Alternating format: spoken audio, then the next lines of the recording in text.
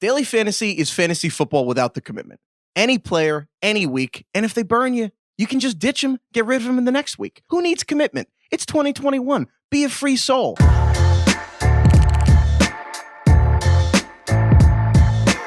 So what is daily fantasy? It's different than a regular fantasy football league where you draft a team and you manage that team the entire year. You're competing in single-day events, you get a budget, and you can pick your players, which is freeing because you can have any players you want. In your regular fantasy league, if you don't have Christian McCaffrey, you don't have Christian McCaffrey. Aww. But in daily fantasy, if you want Christian McCaffrey and Saquon Barkley, you can do that. You know, you might have to settle with like Andy Dalton as your quarterback because Saquon and Christian McCaffrey are going to cost you a pretty penny. This guy stinks! But the point is you're free. You can build whatever team you want. If you want to do a DFS contest, there's a lot of options. You can do one for all the games on Sundays and pick players from every game on Sunday. You could pick players from just the 1 p.m. Eastern games. You could even pick players from just one game if you just want to do Sunday Night Football. And if your season-long fantasy football matchup is done by Monday night, you can just do DFS for Monday night and get some action on the game. There's a few good strategies for daily fantasy, the most classic of which is just stars and scrubs. You want to mix really strong, expensive players like the Christian McCaffreys of the world with scrubs. I don't know if the scrubs would like to be called that, but, you know, guys who aren't as popular. And you're hoping that if the star players perform as expected and the scrub guys pop, then you can win. So that works really well in like a 50-50 contest where, you know, if there's 10 lineups, the top 5 scoring lineups, they win money. There's also much larger contests called tournaments where you compete with hundreds or even thousands of other people. There's so many other people that you have to get a little more creative with your lineup. One really popular strategy is called stacking, where you pick a lot of players from the same team. So if you think Dak Prescott for the Cowboys is going to have a big day, it makes a lot of sense to stack your lineup with other Cowboys. You also want Dallas receiver Amari Cooper, CeeDee Lamb, maybe even tight end Blake Jarwin. And you're hoping that you can take advantage of the fact that the Cowboys have a big day and you get all the big performers from that offense. Another counterintuitive one, though, is that actually it makes sense to stack running backs and defenses. So if you actually think the Cowboys might shut someone out, it makes sense that Ezekiel Elliott goes with the Cowboys defense because that way, if they're going to run a lot in the second half, the defense keeps them scoring low. That generally makes sense. So you want quarterbacks and pass catchers, running backs and defenses. But in the biggest tournaments with the biggest payouts, it's not enough to just do stacking or just do stars and scrubs. So you kind of need to be a little contrarian. It's not novel enough to pick Dak Prescott and Amari Cooper or to stack Patrick Mahomes and Travis Kelce to win, because if there's thousands of people in, then probably dozens of other people did that too. So you need to mix the obvious players like the Mahomes and Kelce's with the non-obvious players like, oh, Greg Ward for the Eagles had 2 touchdowns today. And if you can mix and match the right amount of obvious and non-obvious players, you can have a massive payday. And that's kind of what's fun about daily fantasy, is it's not just picking how the stars are going to do, you're also kind of trying to pick your gut feeling, or just the feeling of the insane spreadsheet you made. But honestly, gut feelings are a lot more fun. Daily fantasy's fun because you can have any player you want. And then the next week, you can have completely different players that you want. And you don't really get that experience in season-long fantasy football. And if you keep these 3 strategies in mind, stars and scrubs, stacking, and trusting your gut to be a little contrarian, you can have a lot of fun and make a little money. Be a free soul.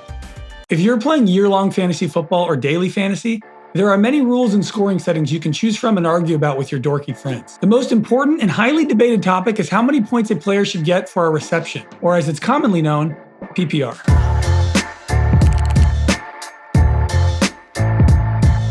There are typically 3 ways to score your league, and all 3 ways are about points per reception. We really care about how many imaginary points we should award our players on our imaginary teams for catching the football. You have standard scoring, which typically means 0 points per reception. This is the original scoring setting when fantasy football was invented. Then you have half PPR scoring, which awards half a point per reception. My personal favorite and the most reasonable of the 3 in my opinion. Finally, you have full PPR, which awards 1 full point per reception. This is the high-octane, supersize me at the drive-thru option. Let's talk a little bit more about this one. What's the argument for PPR? More points. More points equals more fun. Remember the Rams-Chiefs game in 2018 when it was 54-51? If you thought that was fun, you're going to love PPR. What's the argument against PPR? It's imbalanced. It overvalues one specific part of the game, catching the football, more than the other parts, like yards and touchdowns. And some think PPR is an overcorrection to the original non-PPR, and I tend to agree. Let's give an example of how PPR can change a player's scoring in any given week. In Week 16 last season, Cardinals wide receiver DeAndre Hopkins caught 8 passes for 48 yards and 0 touchdowns, a below average day for him. Now, in typical fantasy football scoring, 10 yards equals 1 point, so his 48 yards equals 4.8 points. In PPR, those 8 catches turn into 8 points. So now he has 12.8 points on the day. In half PPR scoring, he would have 8.8 points. Or in standard 0 PPR scoring, he would have 4.8 points. 12.8, 4.8. Is it more fun when DeAndre Hopkins scores double-digit points on a below-average day for him? Perhaps. Not for me, but perhaps. But the PPR non-PPR topic divides many fantasy football players. And the debate is this correct? Should we really award a player a full point for just catching the football? Now listen, don't get me wrong, I get it. Catching the football is hard. These are pro athletes. But in fantasy football, PPR can drastically change the value of a player's performance to the point where their value doesn't even make any sense. PPR's premium on catches devalues things like yards and touchdowns, which you could argue matter more in a game, and it turns pass-catching running backs and slot wide receivers into fantasy gold. With that said, let's talk a bit about how to draft in a PPR league and who to look out for. The running back position is probably affected the most by PPR because unlike wide receivers and tight ends, not all running backs catch passes as part of their job. So at running back, the pass-catching specialists like Christian McCaffrey, Alvin Kamara, Austin Eckler, Travis Etienne, James White, all those guys get a huge boost. And the guys who catch very little passes like Derrick Henry, Josh Jacobs, Nick Chubb, they all take a big hit. At wide receiver and tight end, this isn't as big of a deal, but it still matters. You want target hogs. You want Michael Thomas, Keenan Allen, Tyler Boyd, Cole Beasley. Because all of those extra points from receptions really do add up. And the guys you should be wary of are the ones who depend more on touchdowns than catches. Guys like AJ Brown, Kenny Golladay, Chase Claypool. Usually it ends up being the big play guys. So to wrap things up, PPR places more value on catches than anything in the world. So you have to place more value on players who catch the football more.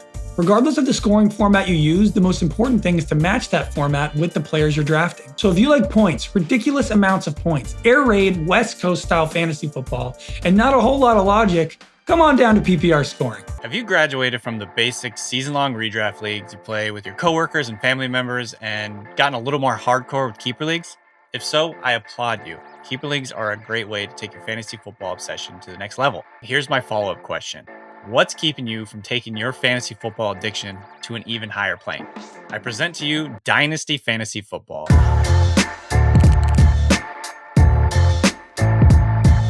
So what is Dynasty Fantasy Football?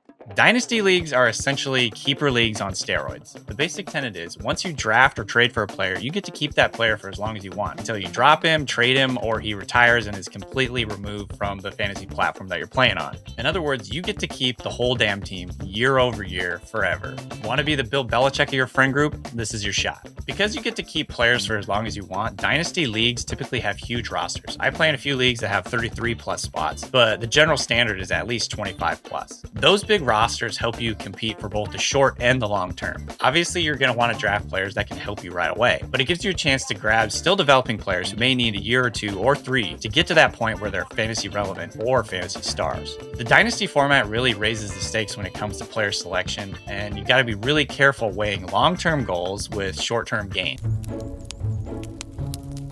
In one league last year, I traded away Chase Claypool to get a win-now running back in Kareem Hunt. However, unfortunately, literally a few days later, Claypool scored 4 touchdowns, broke out, and now he's one of the most valuable young Dynasty players. I would suggest not doing this in your league. And that's really what's so much fun about Dynasty is it gives you so much incentive to dig for diamonds in the rough, like Claypool. The rewards you reap for finding a hidden gem like that are exponentially larger than in a regular redraft or standard league. Pick a sleeper like Lamar Jackson, Julian Edelman, maybe Stephon Diggs, and that guy is going to be paying dividends for you 5, maybe 10 years down the line. Land the right guy, like say a 6th-round quarterback named Tom Brady, and you have a real chance to build, wait for it, a dynasty in your league. It's just an incredibly fun format. Speaking of format, Dynasty leagues run basically the same as any standard season-long league, at least during the season. You still have weekly matchups with your league mates, you still go head-to-head week in and week out, and you can still talk shit to all your friends, and it's really fun. The one big difference though is that in Dynasty leagues, instead of drafting a new team year in and year out, you have one big permanent startup draft, and then you continue to build your team through trades and the yearly rookie draft. Let's talk about the startup draft.